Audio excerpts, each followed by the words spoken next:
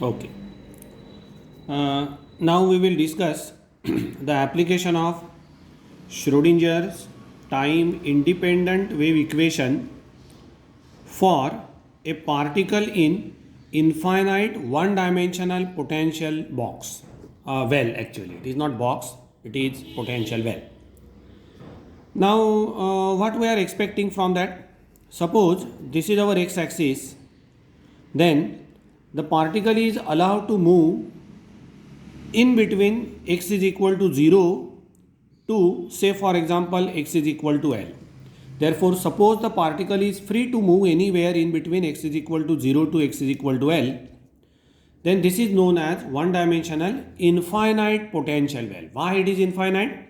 Because no particle can enter the region with x is less than 0, or no particle can appear or enter the region with x is greater than L. Therefore, it is in between 0 to L.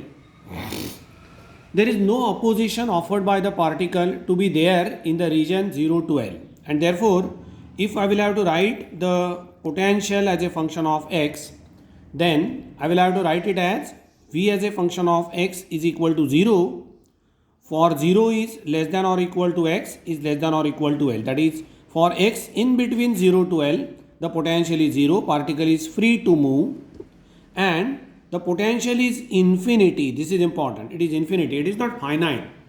That means the potential with any, the particle with any amount of energy could not exist in this region with x is less than 0, x less than 0, and with x greater than L. That means the particle must be there in between x is equal to 0 to x is equal to L. It is trapped in the potential well. As if it is the motion of a ball from two walls, which we have discussed in our classroom. That means a ping pong like ball is there in such that the collisions of the ball with walls are elastic collision, perfectly elastic collision. There is no frictional force in between two collisions, and therefore the ball is moving from one end of the room, that is from one wall to the other wall. During the motion from one wall to other, the velocity of ball remains constant because there is no dissipation of any kinetic energy because the potential is 0 or potential is constant. Correct? Okay. Now, what we think in classical mechanics, according to the classical prediction, we can say that the probability of finding the ball anywhere in between 0 to L is same. That means the probability density is constant.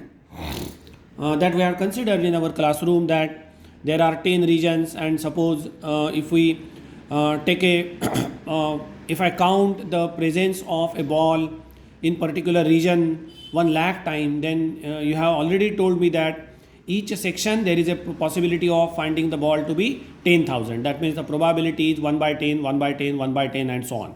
That means there is a uniform distribution of probability within the region from x is equal to 0 to x is equal to L. These are our classical predictions.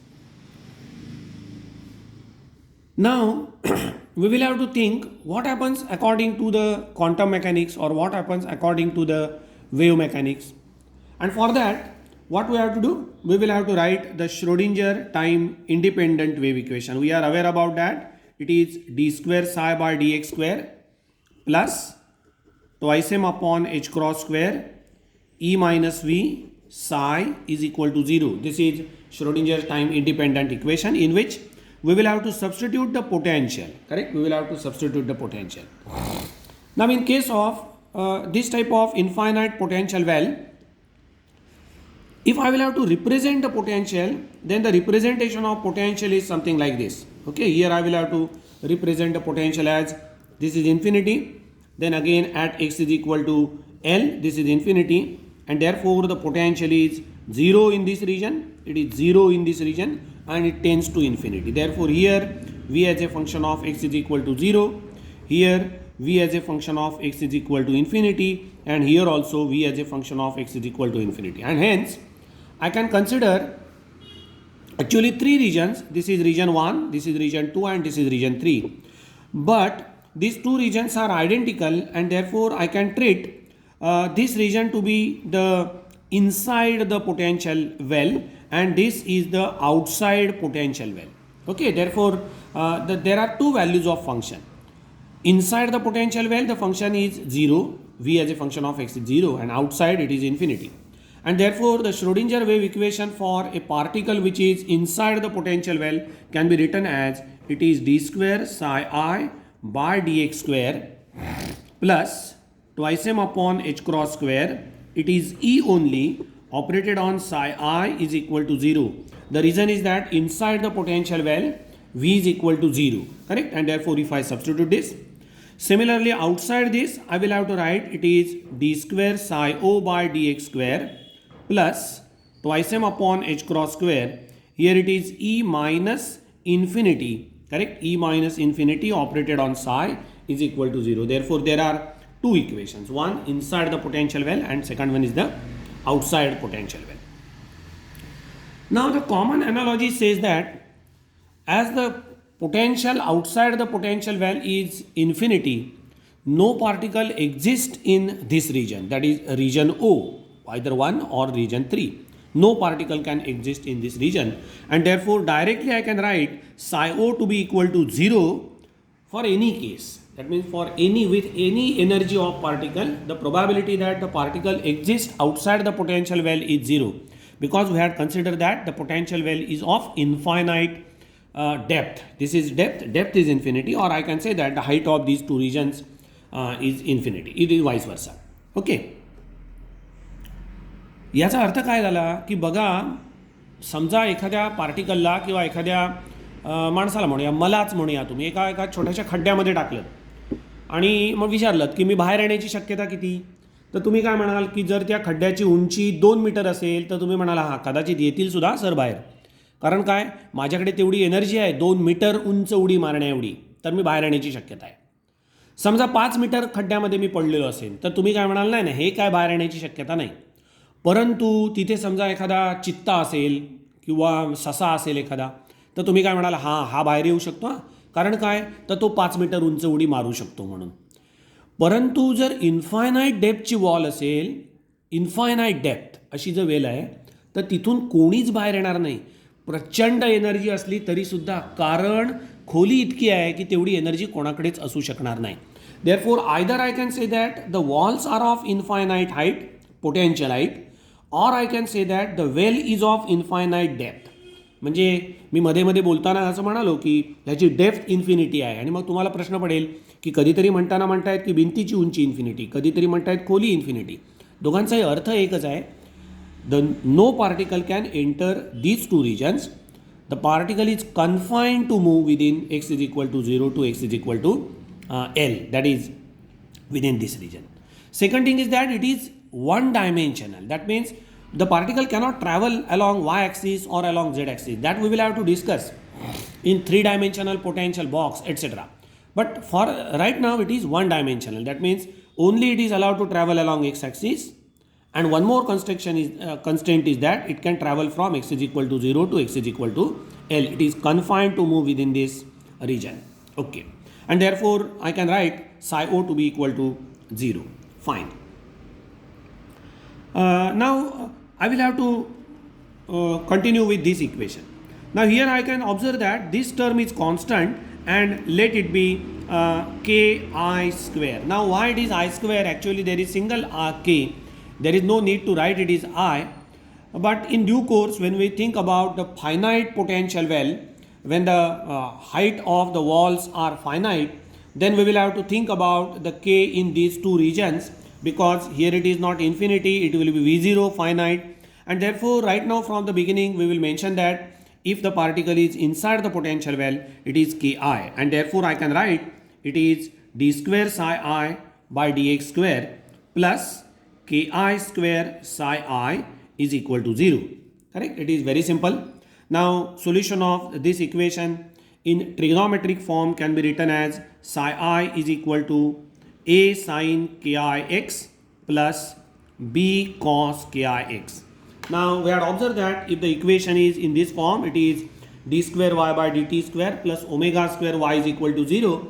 then either I can write it in trigonometric form or I can write it in exponential form. Both the solutions are same. The physical meaning of both the solutions is same, but the trigonometric function is easy to handle in this case, at least in this case. In other cases, we may think about the exponential form of the equation. Okay, fine. Now, if I observe the wave function, the wave function should satisfy three conditions. That is, the well-behaved wave function should satisfy.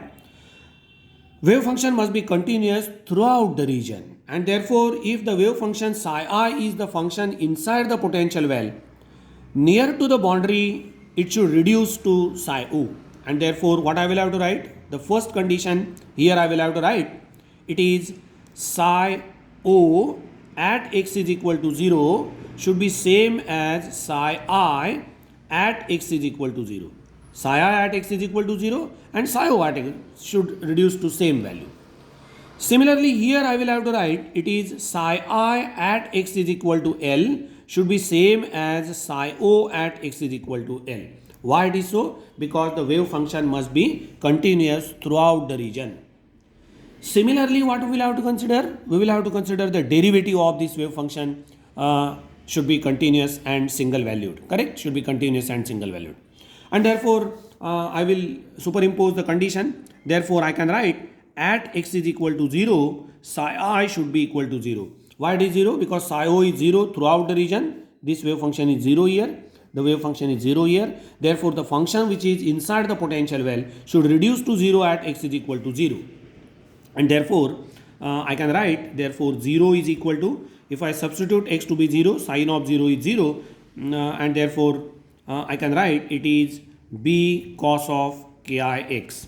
But as b cos of ki x is 0, cos ki x is non-zero, because if it is 0 then the function will vanish, and therefore b must be equal to 0, and this implies that b is equal to 0, and therefore psi I can be written as it is a sine of ki x. Okay. Now similar to this, I will impose one more condition. At x is equal to L, the wave function psi I should be equal to 0. Therefore, I can write 0 is equal to a sine of ki x. Okay. Now this leads to a very interesting conclusion. When it is possible that this a sine of ki x is equal to 0, either a is 0 or sine of ki x is 0. If I think a to be equal to 0, then there is no issue of the wave function. The entire wave function will be 0 and it can be treated as a trivial solution.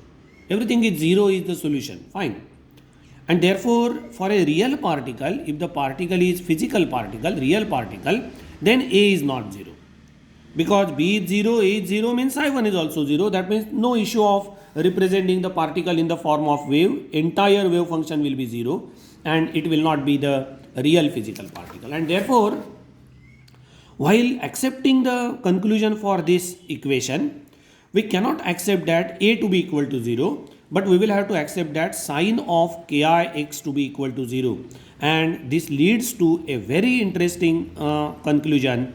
It is sine of ki x is equal to 0. Now we will have to focus on this in detail, correct? Because we will discuss later on what is the importance of sine of ki x is equal to 0. Okay. Fine. Therefore, our wave function is a sine of ki x with sine ki x is equal to 0. But remember that sine ki x is equal to 0 at x is equal to L. Correct? At x is equal to, otherwise it may not be 0. Otherwise it may not be 0. Okay. And therefore, first of all, we will begin with the wave function psi I to be equal to a sine of ki x. One thing. And at x is equal to L, psi I is equal to 0, it leads to sine ki L is equal to 0. Okay, there is one mistake. Here I will have to substitute. It is, see, at x is equal to L, psi I is equal to 0. Therefore, 0 is equal to a sine ki L, not ki x. Correct? I have mentioned that Sine of Ki x at x is equal to L is 0. Therefore, it is sine Ki L is equal to 0. Okay, sine Ki L is equal to 0. When it is possible? It is possible if Ki L is equal to n pi with n is equal to 0, 1, 2 and so on. Right? Okay. If it is 0, if n is equal to 0, then there is no meaning that, okay, L is non-zero, therefore Ki is equal to 0. And if Ki is equal to 0, Ki is, here I will have to substitute, Ki is equal to root of twice me upon h cross square. Means Ki is equal to 0. This indicates that E is equal to 0. And if E is 0, then there is no issue of the particle. Particle with 0 energy is there. Potential energy is 0, kinetic energy is 0, therefore particle is at rest and there is no way that the particle can be represented by means of a wave. Therefore, wave mechanics is not applicable for that particle. And therefore, I will have to exclude this n is equal to 0. N is not equal to 0. That means we will have to consider n is equal to 1, 2, 3 and so on. See, what is the physical reason behind that?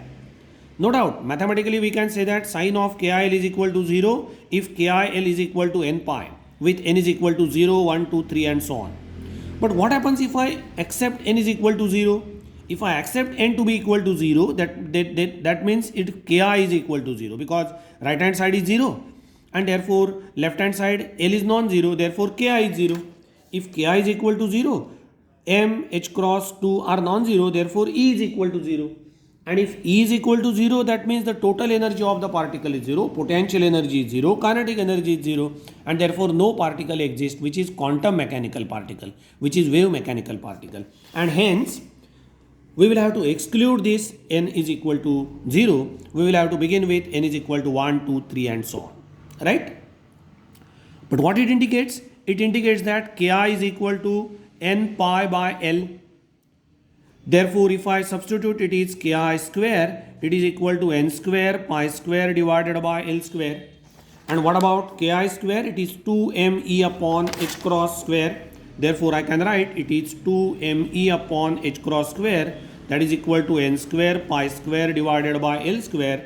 Rearranging the terms, I can write E to be equal to pi square h cross square divided by 2ml square into n square. Therefore, this is very interesting conclusion. Very, very interesting conclusion.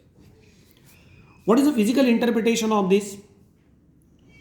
See, only those particles exist in that potential well for which the energy is multiple of this term. And it is n square multiple. It is not integral multiple. It is square multiple of this term.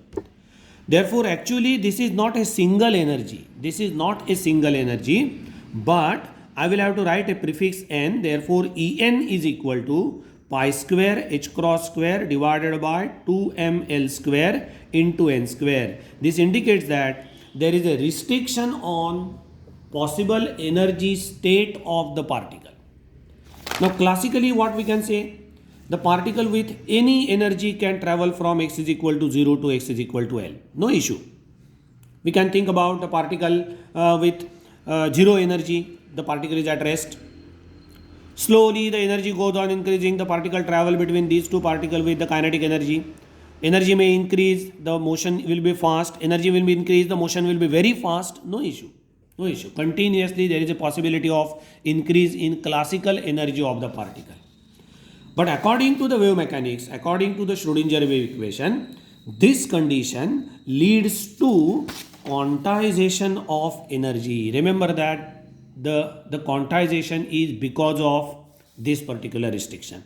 That is sine of KIL is equal to 0. Therefore, KL is equal to n pi. Therefore, Ki is equal to n pi by L. Therefore, E is equal to pi square h cross square divided by 2ml square into n square.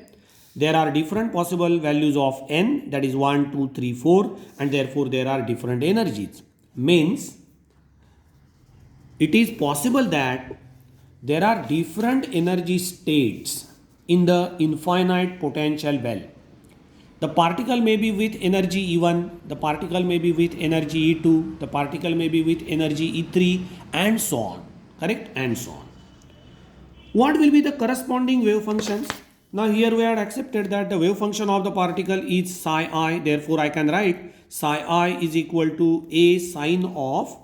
But now there is a restriction on the possible values of Ki. I will substitute Ki to be equal to n pi by L, and hence it is n pi x upon L. This indicates that there is not a single wave function associated with a particle. No. It gives us the set of equations. There are so many wave functions associated with the particle, and hence now instead of writing I will write it as psi n. Therefore n can take the value of 1, 2, 3, 4 except 0. Therefore I can write it is A sine of n pi x upon L. These are the wave functions associated with the particle. These are, it is not a single wave function. These are the wave functions associated with the particle, and with n is equal to 1, the wave function will be A sine of n pi x upon L, 1 pi x upon L. The corresponding energy will be E1. Correct? The corresponding energy will be equal to E1, and hence I can write, see, the combined situation will be something like this. Suppose n is equal to 1, then the energy of the particle E1 to be equal to pi square h cross square divided by 2 ml square, and the corresponding wave function psi 1 to be equal to, it is A sine of pi x upon L. If n is equal to 2, then the possible energy of the particle is 4 pi square h cross square divided by 2 ml square, and the corresponding wave function psi 2 is equal to A sine of 2 pi x upon L, and so on. I will write one more energy function. Suppose n is equal to 3, then I can write E3 is equal to 9 pi square h cross square divided by 2 ml square, and the corresponding wave function psi 3 is equal to A sine of 3 pi x upon L. Correct? 3 pi x upon L. It is fine. Now L is width of the infinite potential well. X is the position of particle. Then we can say that these are the wave functions. Only the term which is unknown is A, and A is A to be determined by means of normalization condition, and therefore yesterday I had given you the homework to normalize the trigonometric wave function. If you remember, then yesterday we had considered the normalization of this wave function. This is L, say for example, and here I can say that it is A, and we had considered the wave function, that is this wave function psi, here it is x, and I have mentioned that psi to be equal to, I don't remember exactly, but it will be something like this. It is 2a upon L into x, for x is in between 0 to L by 2, that is this to this L by 2, and then it is 2a minus 2a upon L into x. Correct? It is for 0 is L by 2 to L. Correct? We have considered this. And then we have mentioned that this is not the well behaved wave function, because here there is discontinuity in the derivative of wave function. But just for the sake of normalization, practice of normalization of wave function, we had considered this, and there was homework that calculate the normalization constant A. Similarly, now there is homework for you. The wave function associated with the particle is this. It is psi 1 is equal to A sine of pi x upon L. Or you may think about this to be a wave function or this to be a wave function. And what you will have to do? You will have to normalize this wave function. How? The things are very simple. The total probability of finding the particle throughout the universe must be equal to 1. There is no possibility that the particle exists outside the potential well. Therefore, here the probability is 0. We will have to integrate only from x is equal to 0 to x is equal to L. And hence, integration from 0 to L. Either I can treat for simplicity the psi 1. Therefore, it is A sine of pi x upon L into dx. But what I will have to do, it is psi star psi. Therefore, this is the complex conjugate. into I will have to consider the psi, therefore it is a sine of pi x upon L dx is equal to 1, correct? Now what you will have to do? You will have to solve this integration and find the value of a, correct? Okay, what is the value of a? That is interesting. Now you can check the value comes out to be equal to root of 2 upon L for any of the wave function. Either you can think psi 1, that means psi 1 star psi 1, or you can think psi 2 star psi 2. At that time you will have to write here it is 2, here it is 2. You may think about psi 3 star psi 3, you will have to write 3, and if you solve this integration, then the value of a to be equal to 2 upon L, root 2 upon L, and hence I can write the generalized wave function associated with the particle psi n is equal to root 2 divided by L sine of n pi x upon L, with the general expression for energy to be equal to En is equal to pi square h cross square divided by 2ml square into n square. Therefore, we can say that if there is particle in infinite potential well, now I will have to draw some interesting figures. If there is particle in infinite potential well, okay, here we can say that x is equal to 0 to x is equal to L, okay, 0 to x is equal to L. Now I can say that this is the energy axis En, okay, this is the energy axis. Then I can say that there are certain possible energy levels. The particle exists with this energy E1 to be equal to pi square h cross square divided by 2 ml square. This is the lowest possible energy of the particle in infinite potential well, one dimensional infinite potential well. Focus on the statement. This is the lowest possible energy of the particle. Therefore, no particle exists with energy less than this. Okay, what is the situation in classical mechanics? In classical mechanics, if the particle is there in infinite potential well, it may have any random energy, any continuous energy.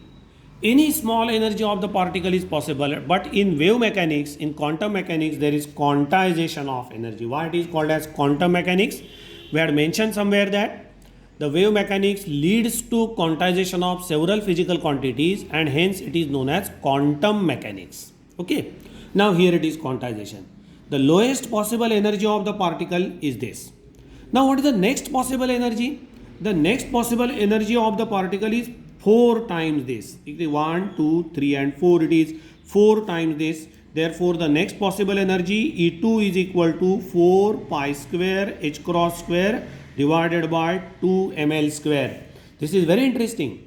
That means in between these two energy levels, there is no possibility of existence of particle with the energy in between these two.